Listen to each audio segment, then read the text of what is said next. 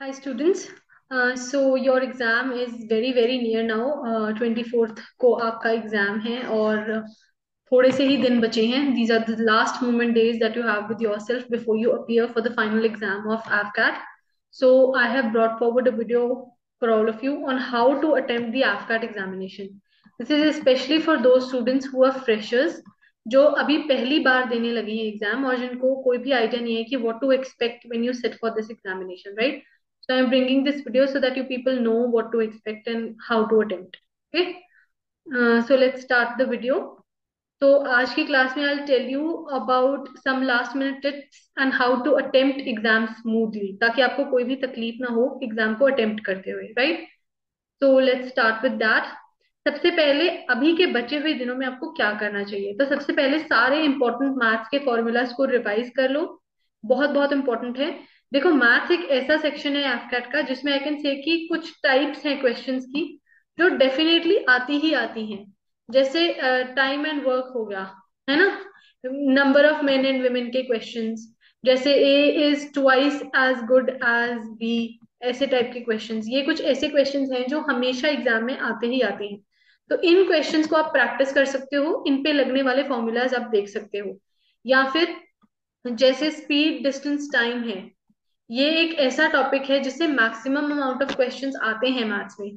तो अगर आप मान लीजिए मैथ्स में वीक हो तो आपको इन टाइप्स को अच्छे से कर लेना चाहिए ताकि आप ज्यादा से ज्यादा क्वेश्चंस जो हैं वो अटेम्प्ट कर पाओ, राइट? उसके बाद जितने भी इंपॉर्टेंट कॉन्सेप्ट्स हैं इंग्लिश के उनको आप रिवाइज कर लो. अभी मैंने वीडियो भी डाली थी upon important rules of grammar, जिसमें मैंने आपको 21 इंपॉर्टेंट रूल्स बताए हैं जो कि आपकी बहुत मदद करेंगे एग्जाम में. और आप क्वेश्चंस को आसानी से कर पाओगे. वो कैब के लिए you must read all the words जो आपने नोट किए हैं अभी तक. जैसे मैंने आपको स्टार्टिंग में बोला था, आपको डायरी लगा लेनी चाहिए वो कैब के लिए. तो अभी टाइम आ गया है कि आप उस डायरी को निकालो और रोज उसको पढ़ो, उसको याद करो. ऐसा मैं गारंटी नहीं देती कि वही वकाब आएगी, लेकिन डेफिनेटली उससे आपकी मदद जरूर होगी. देन जो एग्जाम पैटर्न है उसको आप एनालाइज करो. जो हमने अभी तक आपको मॉक्स में पैटर्न दिया है, वो पैटर्न भी वेरी मच इन वोग है, यानी वैसा पैटर्न भी चलता है. लेकिन कभी कभार चेंज हो जाता है, जैसे इंग्लिश में 30 की जगह 25 क्वेश्चन आ जाए, रीजनिंग में 25 हो जाए, मैथ्स में एक दो बढ़ जाए, ऐसा हो जाता है. लेकिन usually your scoring sections are English, reasoning and maths. GK थोड़ी अनएक्सपेक्टेड होती है हमेशा ही, तो उसको it is always unexpected, it's unpredictable. इसलिए ये तीन ऐसी जगहें हैं जहां पे आप बहुत अच्छा स्कोर कर सकते हो. तो you must work on all three and keep your spirits high. Very very important. आखिर के कुछ दिनों में आके जैसे हमें मेंटल थकावट हो जाती है कि अब बस बहुत हो गया, ऐसा नहीं करना. You have to keep your जोश हाई. देखिए, आप फौज में जाने की तैयारी कर रहे हैं और फौजी कभी भी हारते नहीं है, कभी भी अपना स्पिरिट लूज नहीं करते. This is the inherent formula of being a fauji. Okay. So you should become one right now. You preparing for the job, तो अभी से आपके अंदर वो कैपेबिलिटी क्वालिटी होनी चाहिए. आप आप सिलेक्ट हो जाएंगे, एकेडमी जाएंगे तो आप बहुत रिगरस शेड्यूल से गुजरेंगे. अगर आप अभी से गिव अप करने लगे तो फिर वहां पे आपके लिए बहुत मुश्किल हो जाएगा survival. So keep your spirits high. अब आगे चलते हैं. अभी एग्जाम डे पे क्या एक्सपेक्ट करना है?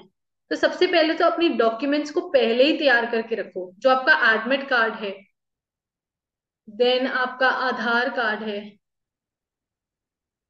इनको ऑलरेडी प्रिपेयर करके रखो. दो पेन ले लो.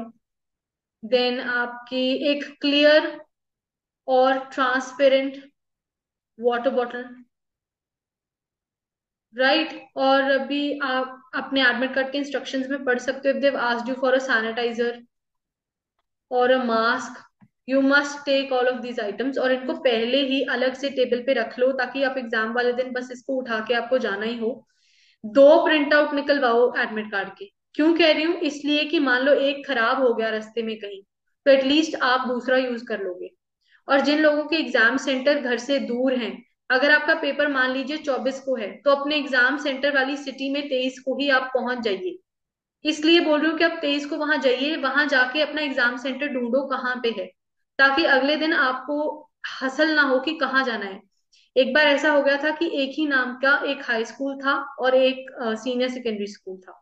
तो हाई स्कूल वाले बच्चे सीनियर सेकेंडरी में पहुंच गए और सीनियर सेकेंडरी वाले हाई में आ गए, तो इतनी हसल बसल हो गई। और ऐसी सिचुएशन में we tend to lose the calm of a mind. और बहुत इंपॉर्टेंट है कि एग्जाम वाले दिन आप बहुत शांत हो, तो कोई फिजूल की लड़ाई नहीं करनी। अ, अपने गर्लफ्रेंड बॉयफ्रेंड से कोई झगड़ा मत करो, ये टाइम नहीं है झगड़ा करने का, ठीक है। और उनको भी बोल दो कि अभी लड़ाई नहीं करनी, कुछ दिन रुक के कर लेना बाद में लड़ाई, अभी नहीं करनी, क्योंकि if your mind goes haywire now it is really going to affect your performance, okay. अपने एग्जाम स्टेशन पे 1 घंटा पहले पहुंचो, क्योंकि वहां पे आपकी जो बायोमेट्रिक्स है वो होगी। और it's always safe to arrive early, कोई नुकसान नहीं है इस बात का, लेट जाने के बहुत नुकसान है, ठीक है, तो ये ध्यान रखना है। और आधार कार्ड का प्रिंट आउट लेके जाना है, कोई भी फोन में नहीं लेके जाएगा आधार कार्ड, क्योंकि फोन एग्जाम सेंटर के अंदर आने ही नहीं देते, ठीक है। So please take care of this biometrics. आप सॉरी, अपने आधार कार्ड का प्रिंट आउट लेके जाइएगा। Don't waste a lot of energy by talking over there. कई लोग ऐसे होते हैं जो बातें ही करते रहते हैं पेपर से पहले। तो ऐसा होगा, मान लीजिए अगर आपका पेपर 9 बजे स्टार्ट है तो आपको एग्जाम सेंटर पे 7 बजे बुला लेंगे, तो 7 बजे से 9 बजे तक you will exhaust your self. 9:30 पे पेपर स्टार्ट होता है मॉर्निंग शिफ्ट, 7 बजे लोग वहां आ जाते हैं, 7:30 तक आई थिंक वो गेट बंद कर देते हैं। 2 घंटे हैं आपके पास before your exam start, so please save up your energy, don't waste it. Then अब ये सुन के कोई ऐसा मत करना कि हम लेट चले जाएंगे, नहीं, आपके गेट बंद हो जाएंगे। Please reach there on time, आपके एडमिट कार्ड पे जो टाइम लिखा हुआ है उस टाइम पे आप वहां होने चाहिए एग्जाम सेंटर में। And keep faith in your preparation, अपने आप पे विश्वास कीजिए, आपने मेहनत की है, अपनी मेहनत के ऊपर भरोसा कीजिए, आपकी मेहनत आपका साथ जरूर देगी। Then CBT for all of you who are freshers, this is a computer based test. ये कंप्यूटर बेस्ड टेस्ट है, आपका सारा पेपर कंप्यूटर पे होगा, आपको हाथ में क्वेश्चन पेपर नहीं मिलेगा, आप बाहर नहीं लेके आ सकते question paper, right. It's all in your memory, आप अपनी मेमोरी में लेके आ सकते हो क्वेश्चंस बाहर, लेकिन otherwise there is no hard copy. It's a computer based test, ठीक है। तो कई बार ऐसा हो जाता है कि आपका कंप्यूटर चलते एग्जाम के दौरान खराब हो जाए या बंद हो जाए एकदम से। वैसे तो आपको सेंटर वाले भी इंस्ट्रक्शंस देंगे, तो वहां जब वो इंस्ट्रक्शंस दे रहे होंगे please listen to that careful. और जैसे ही सिस्टम में गड़बड़ी लगे तभी एकदम से बोल दो कि गड़बड़ है, प्लीज मेरी सीट चेंज करो। वेट मत करो कि चलो ठीक हो जाएगा ठीक हो जाएगा। You have only 2 hours, you only have 2 hours and you have to tackle 4 subjects in that. So please take care, time is very precious in this exam. Then आगे, how to avoid negative marks. अब बड़े लोगों को ये दिक्कत रहती है कि हमारे नेगेटिव मार्क्स बहुत आते हैं, तो उसके लिए हम क्या करें। उसके लिए कोई खास एज सच मैं बोलूं कोई फॉर्मूला नहीं है कि आपको बैठ के इसकी तैयारी करनी पड़ेगी कि अब नेगेटिव मार्क्स को अवॉइड करने के लिए हम क्या करें।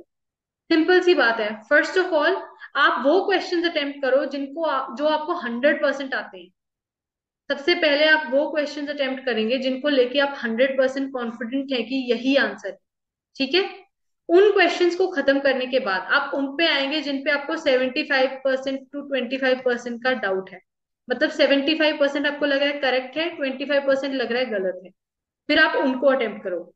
इन दोनों को मिला के अगर आपका टोटल करीब करीब 70 के आसपास आ गया है, तो बस उसके आगे अटेम्प्ट नहीं करने।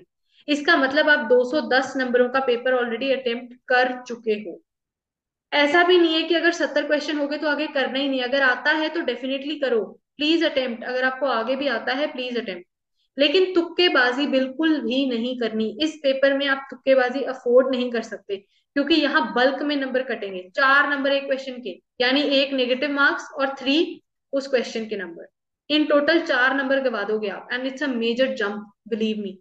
इसलिए अगर आपके अब 65 से 70 के बीच में क्वेश्चंस हो गए हैं, सो प्लीज आप उसके बाद आगे अटेम्प्ट मत करो, उतना काफी है। यूजुअली जो कट ऑफ ट्रेंड है वो 155 से लेके 165 तक रहा है, आज तक 165 के ऊपर कट ऑफ देखी नहीं है एफकैट की। आगे क्या होगा मालूम नहीं है, पिछले 2 बार से 157 कट ऑफ रह रही है, तो आप अंदाजा लगा सकते हो कि क्या हो रहा है। प्लस अब नॉर्मलाइजेशन आ गया है, तो कोई भी रिस्क नहीं लेना। अगर आपके अटेम्प्ट्स इतने ही हो रहे हैं कि आपके करीब करीब 160 मार्क्स बन रहे हैं, सो आई वुड से कि you should take the risk to attempt more. Why I am saying this is because normalisation है, अगर थोड़ा सा भी कम हो गए नंबर तो आप कट ऑफ के नीचे जा सकते हो। के ऊपर जा सकते हो, मतलब कि आपकी कट ऑफ क्लियर नहीं होगी। ऐसा नॉर्मलाइजेशन में बहुत बच्चों के साथ हुआ है। So always aim higher. तो आपका एम क्या होना चाहिए? You should aim for at least 180। All of you should aim for 180 at least. But for girls, girls 200 plus के नीचे सोचना भी नहीं है, 200 प्लस लेके आना है, चाहे जो मर्जी हो जाए, तभी आप कहीं जाके एसएसबी के बाद मेरिट में फीचर करोगे। ठीक है? 200 प्लस टारगेट आपका होना चाहिए। इवन फॉर मेल कैंडिडेट्स, आपको 180 में इसलिए बोल रही हूँ कि ये उनके लिए जो बिल्कुल ही ऐसा कह रहे हैं कि बस इसके आगे हमसे हो नहीं सकता। Otherwise you should also aim for 200 plus. There is no harm in aiming for more marks. तभी आप कहीं जाके एक सेफ स्कोर ले पाओगे। ठीक है? Now how to attempt. सबसे पहले उस सेक्शन से स्टार्ट करो जिसका आपको पूरा कॉन्फिडेंस है कि ये मुझे सबसे अच्छा आता है। जैसे मान लीजिए किसी को इंग्लिश अच्छे तरीके से आती है, तो स्टार्ट विद इंग्लिश, और start with reasoning if you feel कि मुझे ये ज्यादा आती है। उससे स्टार्ट करो ताकि आपका कॉन्फिडेंस बढ़ जाए कि मुझे पेपर आता है। That will help you to attempt the paper nicely. Time का ट्रैक रखना है ऑलवेज। सबसे पहले तो स्मार्ट वॉचेस जो हैं वो अलाउड नहीं होती सेंटर के अंदर, तो जिन लोगों के पास स्मार्ट वॉचेस हैं, नॉट अलाउड। पुरानी घड़ियां डायल वाली वो चल जाती हैं। ठीक है? इसलिए अगर आपके पास घड़ी नहीं है, keep asking the invigilator what is the time, keep track of time. और दूसरी बात, मैथ का सेक्शन हमेशा लास्ट में अटेम्प्ट करना है, चाहे आपको आता है चाहे नहीं। क्यों? क्योंकि ये इसमें कैलकुलेशंस हैं जो टाइम कंज्यूमिंग होती हैं, and we tend to waste a lot of time on calculations, जिसकी वजह से हमारा बाकी का पेपर रह जाता है। तो प्लीज इसको लास्ट में रखिएगा। Then be classy at marking answers, ये मैंने आपको पीछे समझाया है। अपने आंसर्स मार्क करते हुए be classy, what is the meaning of that? कम करो लेकिन बढ़िया करो। ऐसा करो कि नेगेटिव मार्किंग कम से कम हो, मतलब आपके एक या दो क्वेश्चन ही ऐसे हों जिसमें आपको लगे कि नंबर कटेंगे, नहीं तो बाकी सारे आपको नंबर दे ही रहे हो। ऐसे अटेम्प्ट करना है पेपर। अगर कहीं भी थोड़ा सा भी डाउट हो ना कि ये पता नहीं सही है कि गलत, don't mark it. Don't mark it, because यहाँ पे आप रिस्क लेना अफोर्ड नहीं कर सकते। आई am saying it again and again, 4 number का रिस्क है, बहुत बड़ा रिस्क है। तभी लो अगर आप 75% श्योर हो कि हाँ ये ठीक है, या 75 to 80% अगर आपको श्योरिटी है कि ये होगा आंसर, तब आप वो रिस्क ले सकते हो।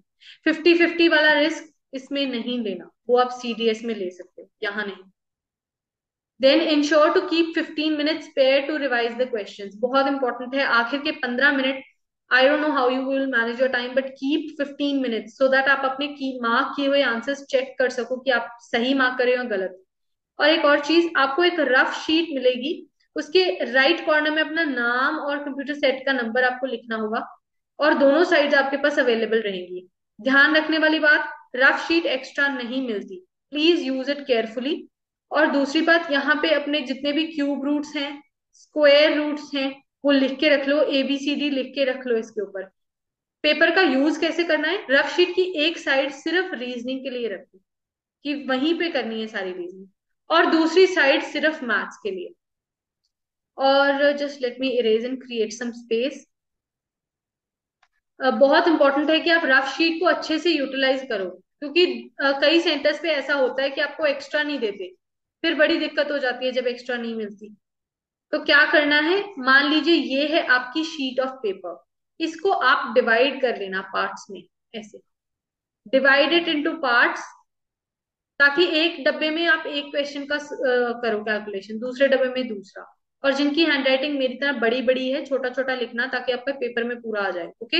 ये पेपर आपको वापस करके आना होता है वहां पे, लेके नहीं आ सकते आप साथ में, कोई भी चीज आप साथ में नहीं लेके आओगे सिवाय आपके एडमिट कार्ड के, बाकी सारा कुछ आपसे वहीं पकड़ लेंगे।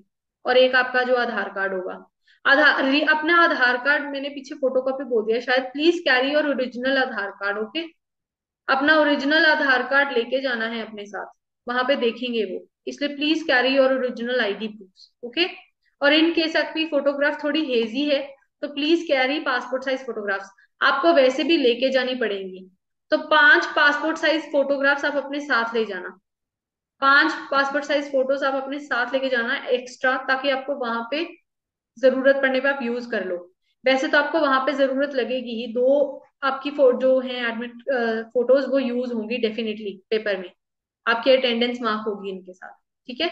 So please keep all of these instructions in mind. So I hope अब आपको समझ आ गया है कि कैसे पेपर को अटेम्प्ट करना है। Do not get tense please, stress is the leading cause of failure. There is no point of taking stress. और क्या हो जाएगा, टेंशन से आपके दिमाग के ऊपर बोझ ही बढ़ेगा, कोई आपकी हेल्प तो होगी नहीं, so what is the point? Please don't stress about anything. It is going to be great. Okay, believe in yourself, believe in your preparation, and again, थोड़ा सा believe भगवान पे भी रखो. Keep faith in God. He will reward you. If you've really worked hard, He will definitely reward you. Okay? Keep faith in Him. Keep faith in yourself. Keep preparing. Do not give up. कोई भी give up नहीं करेगा इस moment पे आके. And all the very best from our entire team for to you all the very very best. Do great. And I really hope that all of you clear your AFCAT examination. There would be nothing more pleasurable than that for all of us. Okay, so our blessings are with all of you. We'll keep you in our prayers. All the best. Do well. Do great. Okay, thank you so much everybody.